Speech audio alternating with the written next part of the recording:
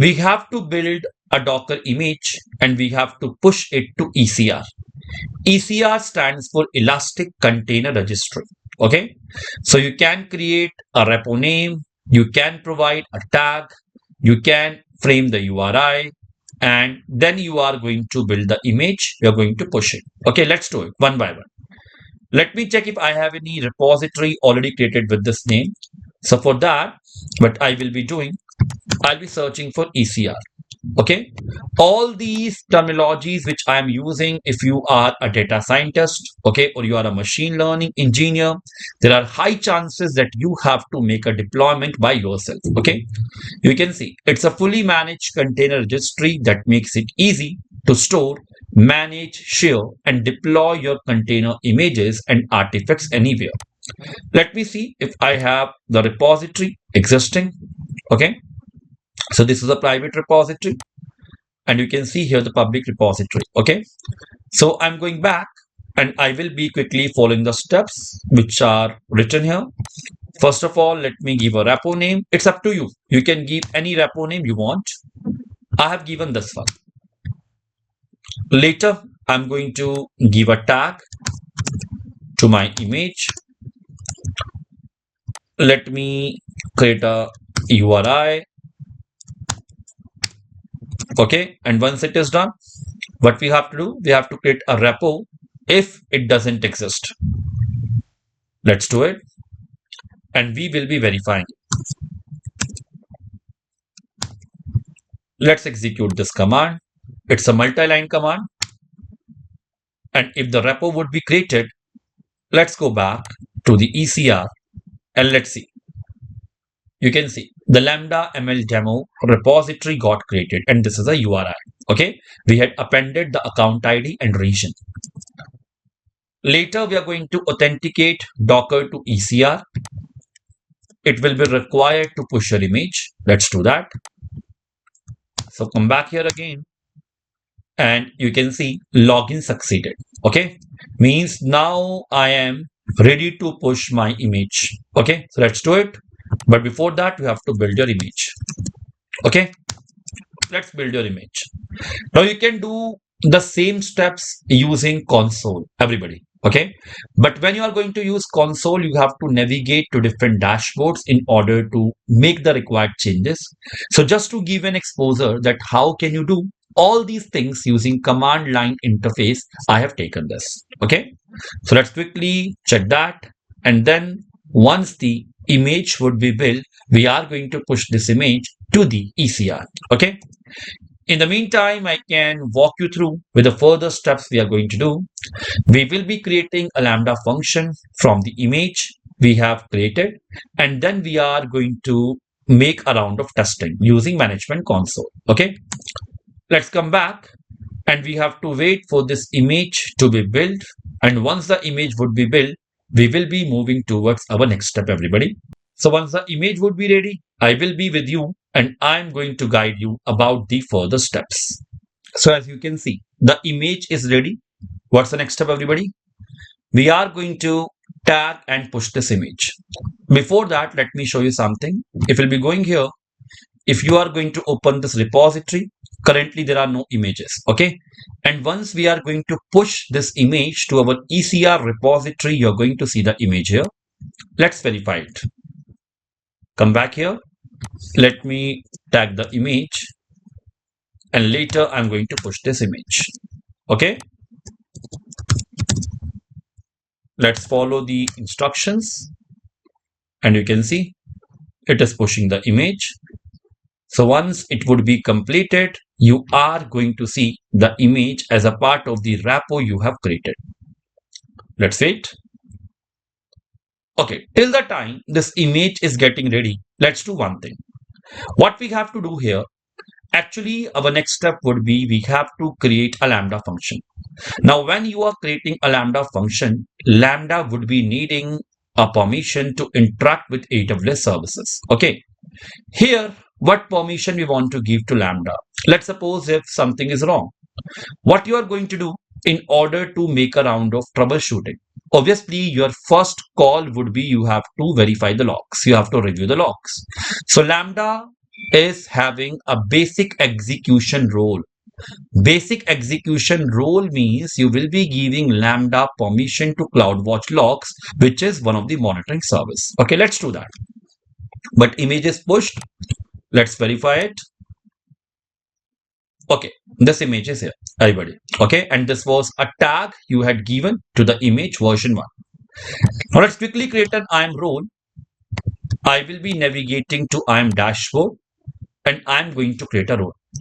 Although I already have a role existing in my account, but just for your knowledge, how can you do that? Let me help you out. So go to roles and let's create a role, everybody. So role gives you a secure way to interact with AWS services, or if one AWS service wants to interact with other AWS services, you can make use of role in a secure manner. Like here you can see, allow AWS services to perform actions in this account. Let me choose a service called Lambda.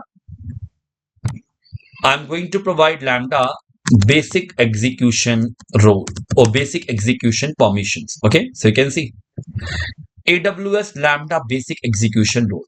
This permission will be granting Lambda access to CloudWatch logs. Okay, let's go to next. You can give a role name. Let's say demo ML model deployment. Okay, any name you can give, it's your choice.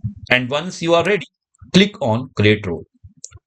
So as the role would be created, your next step would be you have to copy this ARN. This ARN stands for Amazon resource name. Okay, you have to take this ARN and you have to paste this ARN here. Okay, from here till here means in the role section, while we are going to create a Lambda function, you have to take the ARN of your IAM role. I will be taking the ARN of the role which is already existing in my account. Okay, or even you can use this one. It's your choice. For knowledge, I can show you. This is a role already existing in my account. I can search it. It is same, everybody. You can see it is having the same permission policy, Lambda basic execution role. Okay, it was just to show you how you can create it. So let me now create a Lambda function, which is a serverless compute service or event driven serverless compute service, everybody. Let's do it. Let's paste it here and press enter. Okay, it is saying that when calling the create function operation, the source image is not valid. Provide a valid source image. Okay, it's complaining about a source image. Let me quickly check my URI, image URI. I can just take it and then give a try. So come back here. This is my image. You can copy the URI and paste it here, everybody. Just change the URI if you want. Okay, so let me take it. This is an image URI. Either you can provide the image URI with account ID and region name, or otherwise you can also append the account ID and region name as a placeholder. Okay, let me now give a try again, everybody, and see if it works. Let's come back to my Cloud Shell and give a try. Enter. See, this time I did not get into error. It is creating a Lambda function. And how can you check that? You can check that by navigating to Lambda dashboard. Okay. So what was the name of your function you had created? So you had created a function with a name called Iris ML container. Let's search for it. In the Lambda console, you can search for the function you have created. You can always search on the basis of last modified, or you can search by the name of the function. Let's see. Let me again see this last modified, and I can see this Iris ML container. Okay. Let me open this, and now we are going to test it. So for testing it, go to test, give a name. You can give any name. Let's say I'm giving a name called demo ML model. You have to paste this request body here. This is the one. Okay. And you have to click on save button. Now we are going to initiate a test and we are going to get an error. Before fixing that error, I want to show you that based on the error message, how we have to troubleshoot it and how we have to fix it. So let me click on test button here. As soon as I will be clicking on test button, let's see what happens. So you can see it is giving me executing function fail. Let's review the logs. Either you can review the logs into CloudWatch or you can review the logs here. It's giving me sandbox timeout. Task timed out after 3 seconds. Okay. Let me also show you the significance of IAM role which we had assigned during our Lambda creation. Now this is a manual test you are performing, so you're getting the execution logs here. But let's suppose you're triggering Lambda with the help of an event and you want to troubleshoot the error messages if there is any. How can you do that? Go to monitor just for the understanding purpose, and from the monitor section you will be going to CloudWatch logs. Okay, so click on view CloudWatch logs, and once you will be navigated to this particular dashboard, we are going to watch the logs in order to troubleshoot what is wrong or in order to view the messages. Okay, and see if there is any stream of logs got generated. Okay, so right now it is saying the specified log group does not exist in this particular account or region. It may be because right now we have not triggered this particular Lambda using an event source. Okay, so this is a place where you can watch the log. So I have taken you through this particular console page just to show you the importance of IAM role which we had provided. Okay, right now let's fix this error message. We'll go back here and we are going to see the particular log which is saying sandbox timed out. Okay, so usually your model will take 5 to 10 seconds to execute, but it is getting timed out after 3 seconds. Why? And how can we fix it? Go to configuration and we will be seeing under general configuration the timeout value has been configured to 3 seconds. It's a by default. Obviously you can change it. You can modify it up to 15 minutes because maximum execution time for the Lambda function is 15 minutes. So click on edit, and for the safer side I am going to provide this timeout value to 25 seconds. Let's save the changes, and now one more time we are going to make a round of testing. But let's wait for this particular screen to be appeared successfully updated. Okay, let's click on test button again and let's see if this time our execution would be successful. So what is an output we are expecting? We are expecting an output with HTTP status as 200 OK and the prediction. Okay, let's see. Let's come back here. You can see it has already run more than 11 seconds. You can see this is the status code I have got, and I have got a prediction.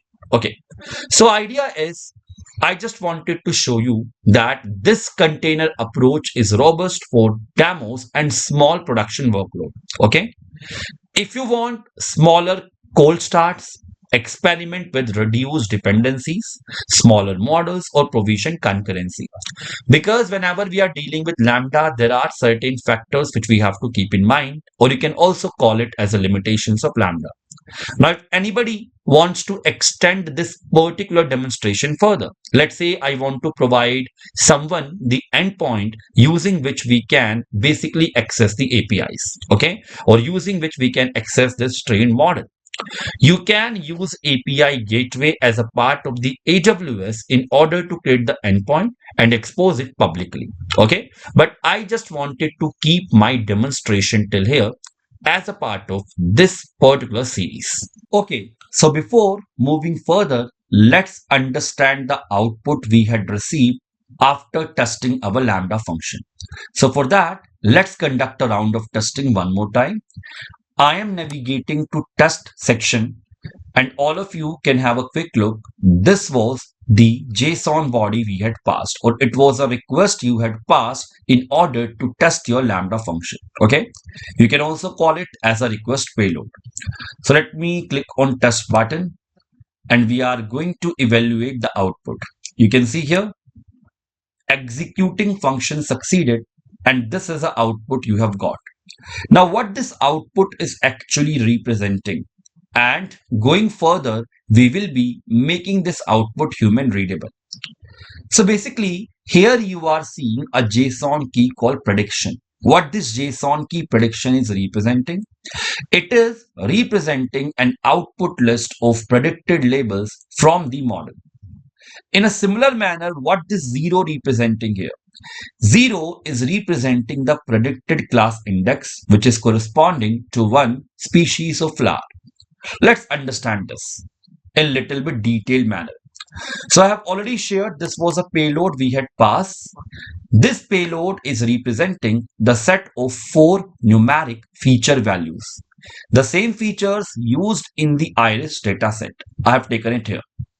So this is a feature index, this is a feature name, and these are the example values. Okay, 0, 1, 2, 3 are the feature index, and our feature names have been mentioned here, and the example values have been taken. So you can say we have a flower is sepal 5.1, 3.5, and petal 1.4, 0.2. This is representing the dimensions, length and width. So what do you think? Like what species it is? So model's decision is our model was trained on the iris data set, the 3 species, and these are the labels. So when you are getting 0, it means it is representing this particular species, Iris setos. So predicted class index is 0, which is corresponding to this particular species. Okay.